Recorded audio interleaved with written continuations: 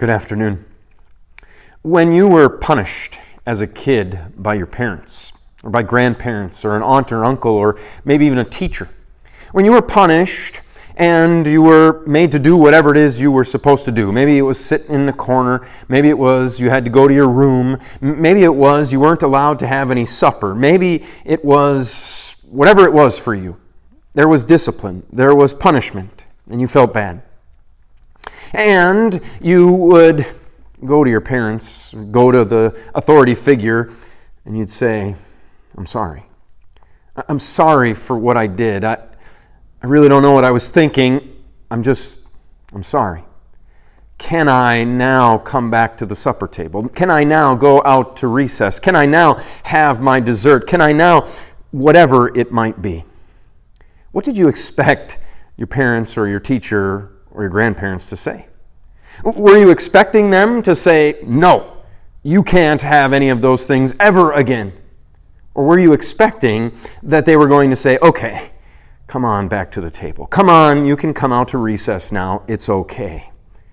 We grow to expect that kind of response, that after a certain amount of grief, after a certain amount of sadness on our part, that we're going to be welcomed back into the activity or welcomed back into the family or whatever it might be.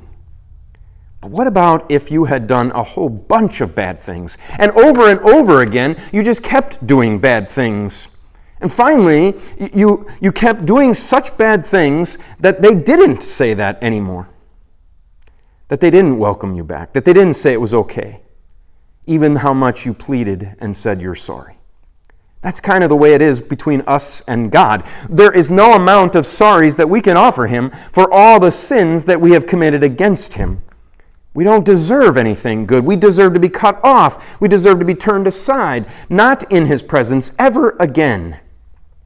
But listen to what Paul wrote to the Ephesians, chapter 2, verses 4 and 5.